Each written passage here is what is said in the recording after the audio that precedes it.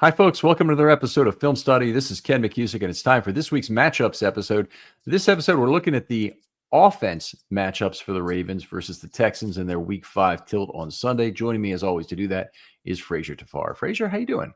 Doing good, Ken. Glad to be back on for the offensive show. Had a real good defensive show talking about really the upcoming talent that we could see develop versus the Texans, and then also how the linebackers can fare versus Stroud without Roquan Smith being in the game.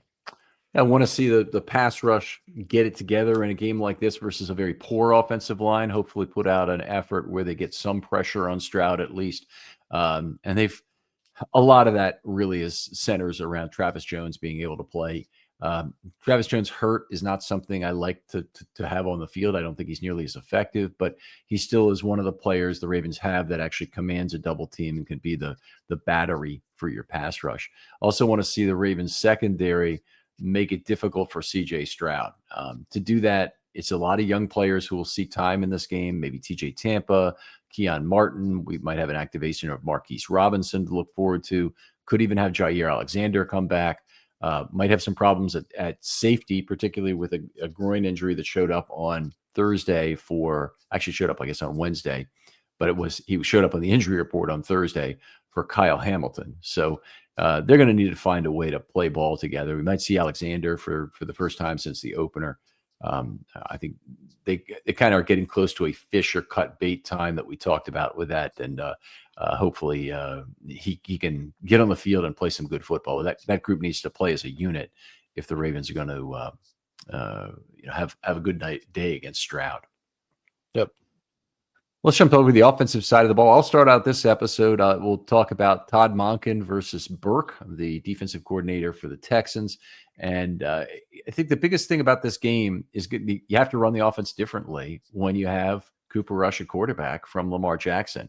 And we've seen basically what this means in the past with even quarterbacks like Tyler Huntley. Now, Tyler has a little bit of speed and is able to outrace some players, but he's not anything but a straight line running threat. So the read option isn't very valuable with Tyler Huntley. With Cooper Rush, you got to go another step. Now, you really can't do much in the way of a read option. Not that you can't run it once per game, but you can't run it 8 times per game. Right. You have to maybe go back to some concepts that we saw in the Flacco era to create time and space using potentially the play action boot. So that being available again, and the defensive backside edge defender is not so focused on rush on a play like that. They certainly are going to buy the fake to Derrick Henry on a zone play going to the opposite side, that you can get a little bit of extra time and space for Cooper Rush to get outside the pocket and create an opportunity for a throw at one of 3 levels. And that's really what they try and do with that boot most of the time. So hit a deep over or hit the go route. Would help if they had some of their true vertical threats available for this game, including Walker, but he's now on the injury report. Otherwise, I think a lot of the passes are going to have to be ones that don't rely on time and space. They're going to have to be the quicker throws. Zay Flowers' role, I think, will be downgraded within this offense. I don't think you can run as many deep crosses with him, some more slow developing routes that take time. And Cooper Rush is able to get the ball out of his arms late. The tight ends and Bateman, on the other hand, will have their play magnified. The tight ends because they work off play action very well, and Bateman because he's the best on-schedule route runner the Ravens have. And they will try and, I'm sure, use a bunch of different top-of-the-stem moves to make sure that opposing cornerback, and it might be Darryl Stingley in his case, is thrown off as much as possible. It's a very limited offense without Lamar Jackson. It's completely different. And the first step towards dealing with it is recognizing that you have the problem and you have to do things differently. Hopefully the Ravens find ways to get the box unpacked versus Cooper Rush and give some opportunities for the run. But if that's not the way the Texans are playing, if the Texans are completely crowding the line of scrimmage and forcing the pass, you got to go with it, and you got to be good with your on-schedule throws. So the Ravens have been massively outsnapped. They need to work together on both sides of the ball, offense and defense, to make sure that doesn't happen again. So they need some good stops on defense, some turnovers, and on offense, they need to have some drives that get sustained with a couple of first downs. Play some small ball, move the ball so your defense can be a little bit more effective than what they've been so far with being, worn down by both their own failures and the failures of the offense. Yep, completely agree with everything you said. Really, this is a crucial game for Monken to get, for some reason, John Harbaugh off his back. This week, he didn't have the best presser when it came to talking about the offense, even though they're 15% of our problems right now. And he seemed to take an earful during the presser. So I really want to see Monken come out and bring some concepts for the team and make it easy on rush. I really want to see a lot of Derrick Henry. Uh, I really want to see Henry all day if this offensive line will allow it. If not, then we really have to rely on moving into my next topic in lieu with yours, the Ravens' quick game versus the Texans. It's really essential that we are able to make yardage on screens, whether it be wide receiver screens, uh, halfback screen, tight end screen. It really it needs to all come into fruition in terms of Todd Monken's offense, utilizing the wide receiver position, utilizing the tight ends, and not being so reliant on Lamar. Um, we've gotten to that point in the offense where, yes, it's Cadence or Lamar 100%, but let's see if we can also call plays where we're relying on our talent to be open and make space for the quarterback to make it easy, or if the offensive line can do their job and make a hole for Derek to run through. Yeah, yards per four contact have not been terrible for Henry so far this year, and a lot of that is staying away from the run. Going to do a pod tomorrow on Dan Orlovsky's ridiculous comments, and I hate doing work on somebody else's work, review of somebody else's work. You want to, as much as possible, if you want to be a football analyst, do your own first principles work, count things yourself, score things yourself, model things yourself, and you get to be a lot more respected than if you just are constantly looking at other people's stuff and beating it up and making complaints about it. But this one pissed me off too much to be out there in a space where Ravens fans will be misled by it. And so we're gonna have a little talk with that talk about that one tomorrow. I think you make some great points. I think we've kind of hammered the quick game in a lot of ways. They need to run to the degree that the Texans will allow them to run the football, and they need to pass to the degree the Texans will allow them to pass the football. And in a lot of ways, the defense controls the play call. Cooper Rush is a professional. He'll be able to go to the line of scrimmage and check into a second play, but he needs to do that. And I think one of the other things the Ravens need to maintain is the ability to have run pass options that are options in play. Even though, obviously that would be better with Lamar, you don't have the read option, but you have a handoff that can be faked into a pass. So that it should still be an opening. Unbelievable set of edge rushers that the Texans have here. So that'll be one of the problems that the Ravens have to deal with. And I guess that'll lead me right into the next point. That the Ravens tackles versus the Houston edge rushers is my second matchup case. These are guys who are unbelievable pass rushers. Danielle Hunter, who has been one of the best pass rushers in the league the last few years, maybe headed to the Hall of Fame. And he's kind of one of those guys like maybe Adrian Beltre as a baseball player falls in the same category of kind of a lesser known superstar who by the end of his career has accumulated statistics that are just way better than everybody else. And you say, wow, how did that happen? But anyway, in the case of Danielle Hunter, I think he's probably headed to the Hall of Fame. And on the other side, they have the great young Will Anderson, who's about as gifted a pass rusher as you'll ever see. And he's everything the Houston Texans wanted Jadeveon Clowney to be when they drafted him. And he didn't end up being that guy. Their big hope against these two is to get them to run themselves out of plays. So, run the ball when out of draws, for example, where they may be baited by the tackles into going too deep on their 12-6 route to try and beat the tackles outside. They've got options in terms of trying to beat them, but the ball has to come out quickly, or it has to come out on the run has to be a little bit delayed, I think, to get used from them. And again, I think RPO punishment for keying on Henry or Mitchell from the edge is something that the Ravens are going to still need to do, even though the read option isn't really an option at all with Cooper Rush. They're still going to need to hold on to the football and throw it out of a look where Henry might be getting the football. Also, really hope that Keaton Mitchell is active for this game. It almost has to be, given the few bodies they have. Let me tell you about the online cannabis company that's changing the game, Mood.com. They created an entirely line of functional gummies, 100% federally legal THC blends, discreetly delivered right to your doorstep. And here's the best part. You can get 20% off your first order at Mood.com with the promo code RAVENS. Now, I've tried a bunch of their gummies myself. Each one's totally unique. The Sleepy Time gummies knock me out right away. They help me unwind fast, leave me refreshed the next morning. The Epic Euphoria gummies, they're perfect for when your day just isn't going the way you want it to go. What makes Mood special is how they pair the THC with natural herbs and adaptogens. You won't find blends like this at any local shop. They've got gummies designed for focus, relaxation, clarity, even energy, all made from cannabis grown on small, family-owned American farms. No pesticides, no shortcuts, just high-quality weed you can trust. Plus, Mood backs everything with a 100-day satisfaction guarantee.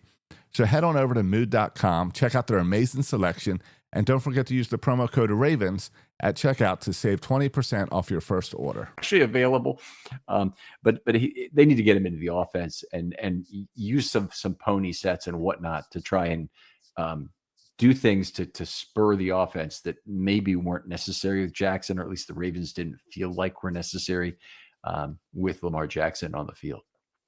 Yeah, and at this point, in terms of the offense, why not?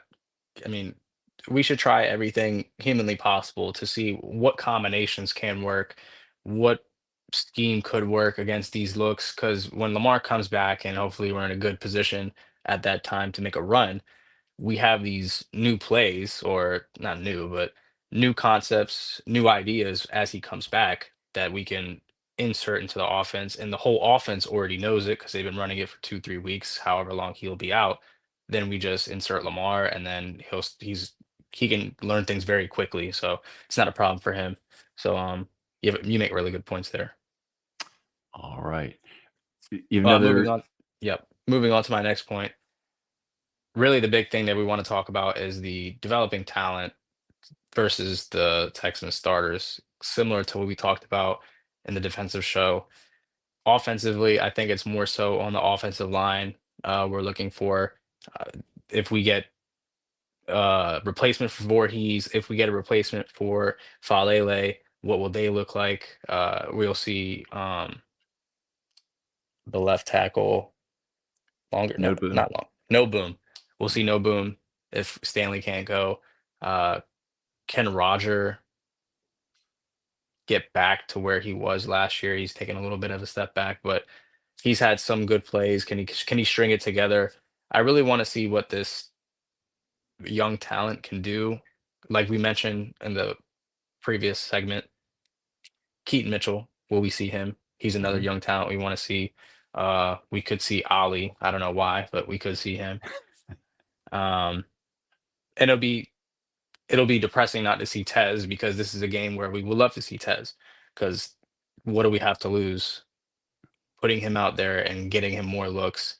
But if he can't go, that's unfortunate for him. But I feel like everyone else on the offense is essentially an established player, other than Tylan Wallace. Really can make a difference on their own. But some of these younger players, like we mentioned, No Boom, Mitchell, and then Zaire Mitchell Payton as well. Could we see him in the pass game? All right, Zaire Mitchell-Payton, that's certainly he qualifies as a young player. I mean, Voorhees qualifies as a young player. He's had 2 consecutive good games now after 2 incredibly awful games to start the season. I want to see more development there. I'd love to see Faalele take a step forward. He's not a young player in the aggregate sense. He's about to become a free agent, but it would be great for the Ravens if Daniel Faalele were able to finish his Ravens career off strong. He hasn't been bad this year, not by any stretch. He's been about average, and that's, they're paying him as a below average guard. So that ain't so terrible. If he could get through the year playing at this level, it'd be great. If he could raise his game the Ravens could well get a compensatory pick for him. I think he'd be a player that would be sought after. And in fact, it's not. I can see a world where the Ravens already have an idea of who they need to cut from among their defensive stars. They may have already said Roquan Smith is done, and Humphrey is done. Particularly if neither of them can really play. They might both be gone next year. Both have significant dead money, but also significant cap savings associated with next year. It could very well be that they try and move on from those guys. And it might be that a player like Fa'alele, they really try and keep the offensive line together, particularly if he's playing at a higher level and can be signed to a team-friendly deal. It's not really an early signing, but it'd be the kind of thing, if the Ravens did it now, like literally this week, they might have an advantage in terms of trying to sign a guy like Fa'alele long-term. I know this is a very unpopular opinion among Baltimore sports fans, but I'll just say in a lot of ways, Baltimore sports fans have been tremendously misguided by the propensity of people to put up film that feeds a narrative. So I don't think Fa'alele has played, and I score every block and have done so for 20 freaking years. I don't think Fa'alele has played anywhere near as bad in terms of the actual results on the field than people seem to say. Now, that said, the Ravens could go out and draft a guard next year. It could be a priority. I think they will, very potentially be drafting a new center to replace Linderbaum, hopefully with a second or third round pick. And then you've got the look. The other side of this coin is the Ravens are going to really have to look at what it means to be a seller the rest of the year. They may need to do some of that to make Which room. Sounds nasty. That just sounded disgusting. Capital. Yeah. Selling. Yeah. We're always buying at the deadline, never selling. Yeah, but this is a year. You got a bunch of expiring contracts. Most contracts, they can't be traded. So, for instance, let's say the Ravens wanted to trade Lamar Jackson. Well, they can't do it because they'd have to take some enormous cap hit that would, take them way over. There's just it cannot actually be done. Okay, right. But they can trade all of these guys who are on expiring deals, because basically they get out of the rest of the year money for this year, which is usually not particularly significant, but they don't have any future obligation that gets accelerated into 2025 that they can't afford. So they have the ability to trade players like Linderbaum, Odafe Owe, Fa'alele, if there was a market for him, likely Travis Jones. I'm not suggesting, by the way, they get rid of these guys. I'd love to sign them long term. Mark Andrews. No, these are the assets that we have to move at the deadline. I mean, we have to look at it as a business at the end of the day. Yeah, we have feelings, but you got to make money and you got to win championships, and you have to look in the long term. And as it looks right now, trying to keep this train going is going to do more damage to the train than it is going to be to the conductor. So it'll be hard with the decisions we have if this season keeps going the way it does. Irregardless if we went to the Super Bowl or not this year, we were going to see a lot of changes coming in 2026 and 2027. So I guess this really just did speed up the process. Yeah, it looks like it. They didn't have to lose everybody that's coming up, but it may be the best call to cull some of that talent because you get a better return for it now than you would in terms of draft pick. And a good example is Linderbaum. Let's say he could be traded for either of the following: either a third round pick next year, which that might be a realistic return on Tyler Linderbaum. If you're in trouble as a contender and all of a sudden you lost your center and the Ravens say, hey, we got Tyler Linderbaum, I think a lot of teams would, be very excited to get Tyler. But we know what his weaknesses are in terms of pass blocking and whatnot, but I think a lot of teams would be very excited by it. I don't think a third round pick in 2026 would be out of the question. And I don't think a second round pick in 2027 would be out of the question. And if you look at Tyler Linderbaum's value after he leaves the Ravens, it's probably a fourth round pick in 2027 is what you'd be looking at getting in a return for him. You wouldn't get a third because there was 6 of those handed out league wide. Linderbaum's as a center is not going to be one of the top salaried players, and he wouldn't fit into that category. But he probably fits into a fourth. Somebody will give him a contract pretty close to Creed Humphrey, and he'll get paid. And then the Ravens will get a fourth round draft pick because of that.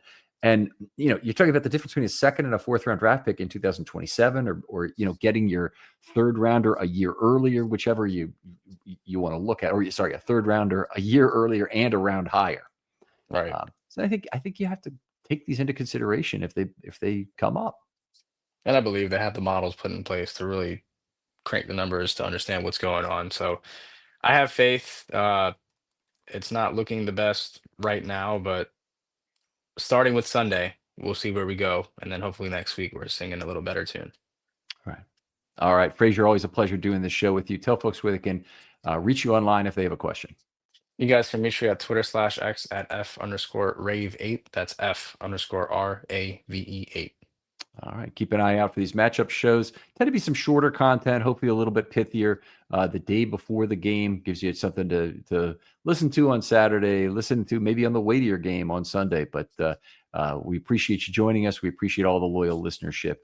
If you have questions for Film Study Mailbag, any of the shows, but it does seem like right now there's an intense set of questions piling up for Friday morning GM in particular, that people just have questions about how to move the roster around, what's the value of trade, this kind of thing. Use hashtag Film Study Mailbag. It can be a question or a comment. We'll air it either way. And it could be the offense show, the defense show, could be a matchups question, could be a Friday morning GM question, could be something you want me to pose to the opposing guest for the Know Your Foe episode. So always, I'm constantly monitoring that and trying to incorporate those into the episodes. I appreciate your time that you spend giving that. For Frazer Tapar, this is Ken McKusick saying goodbye, and we'll talk to you next week on Matchups.